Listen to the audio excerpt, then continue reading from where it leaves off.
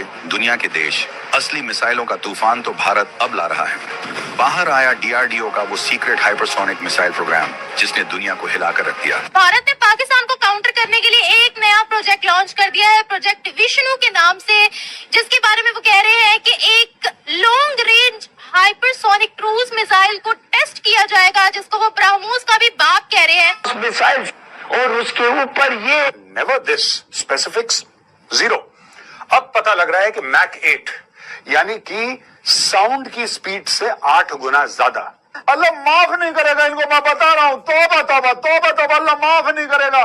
DRDO के secret project का नाम है प्रोजेक्ट विष्णु, और यकीन मानिए ये शस्त्र एशिया का शक्ति संतुलन बदल के रख देगा। हाइपरसोनिक मिसाइल जब चलाएगा इंडिया, इसका मतलब है आपके पास वक्त नहीं होगा उसको रोकने के लिए, इवन उसको एक्सपेक्ट करने के लिए। रिएक्शन टाइम आपका कम हो जाएगा। तो अब इस सूरत हाल के अंदर भारत क्या कुछ कर सकता है मजीद, जिसके लिए हमें तैयार रहना चाहिए या हमें उस पर ज्यादा फोकस करना चाहिए? और चाइना ने बाद में कहा कि हम तो कहते थे भाई ब्रह्मोस बहुत ज्यादा पावरफुल है, अब ब्रह्मोस का बाप आ रहा है पाकिस्तान के लिए, पाकिस्तान के लिए फ्री होम डिलीवरी है।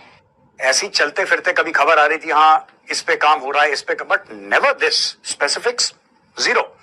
अब पता लग रहा है कि मैक 8 यानी कि साउंड की स्पीड से 8 गुना ज्यादा, 8 times the speed of sound and 1500 kilometer range. India's ETLDHCM. ये क्या है? ETLDHCM. Hypersonic missile marks a big defense leap under Project Vishnu.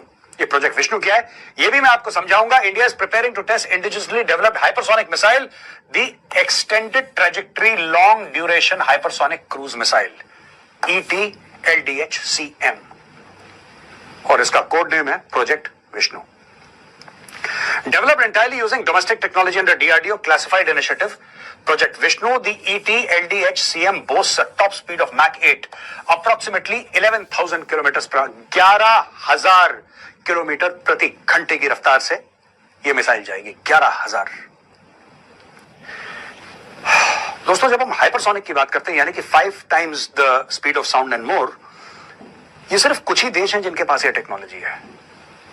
उनमें से यूएस, जाहिर सी बात है, रशिया, चाइना, इसके अलावा आई डोंट थिंक, मुझे नहीं लगता। इफ आई एम रॉन्ग, आप कमेंट्स में लिखिए कि मेजर साहब नहीं आप भूल गए हैं या आपको नहीं पता है, ये एक और देश है। जहां तक मुझे लगता है कि 3 ही देशों के पास प्रूवन हाइपरसोनिक टेक्नोलॉजी है। हाँ, प्लेटफॉर्म्स और देशों के पास होंगे, लेकिन ये लिए इन्होंने तीनों से ही हैं। खुद बनाने वाले बहुत कम देश हैं। ये कह रहे हैं it is design for conventional and nuclear missions. The missile can carry warheads between 1000 and 2000 kgs and it has a range of approximately 1500 kilometre, 1500 kilometre दूर मारक क्षमता इसकी है, यानी 1500 किलोमीटर दूर ये मार सकता है। और मैं आपको एक और बात बता दूं दोस्तों कि 8 times the speed of sound पे पाकिस्तान के पास कुछ ऐसा नहीं है, चाइना के पास कुछ ऐसा नहीं है जो उसको इंटरसेप्ट करे। दे हैव एब्सोल्युटली नथिंग, नहीं कर सकते। हाँ, हो सकता है कि उनको पता लगे कि कुछ चीज आ रही है बड़ी तेजी से, लेकिन उसका करना क्या है? उसका करना क्या? आ रही है हमारी ओर, आ रही है हमारे ऊपर गिरेगी, इसका करना क्या है? That is the problem. Do you have systems to intercept? You don't.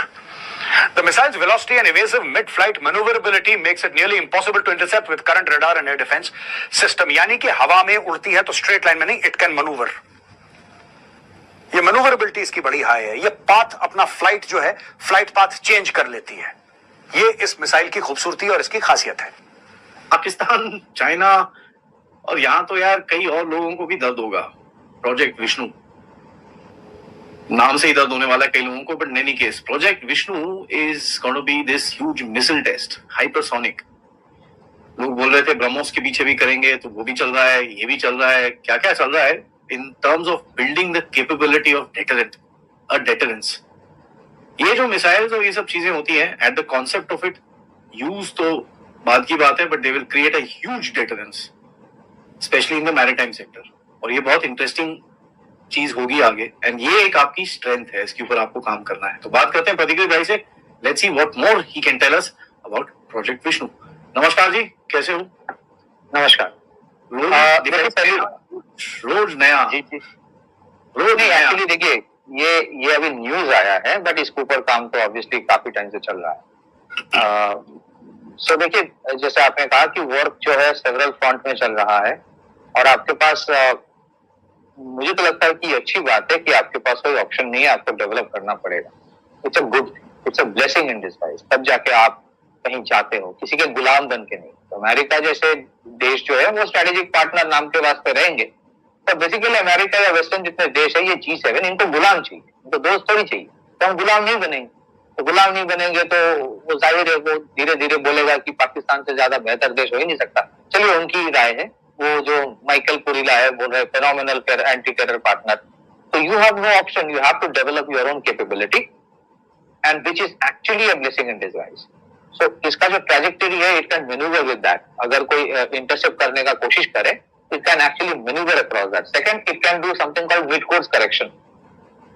Mid course correction में बहुत अगर टेक्निकलिटी में गिना जाके उसका जो एक पर्टिकुलर डेजिग्नेटेड टारगेट है जिसको हिट करना है, it can in between the while reaching for the destination, after you have launched it, वो जा रहा है अचानक, it can decide to go somewhere else and hit somebody else. That's a mid course correction.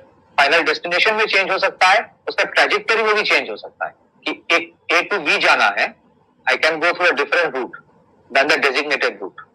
और A to B की जगह mid course correction can also mean कि B की जगह में C टारगेट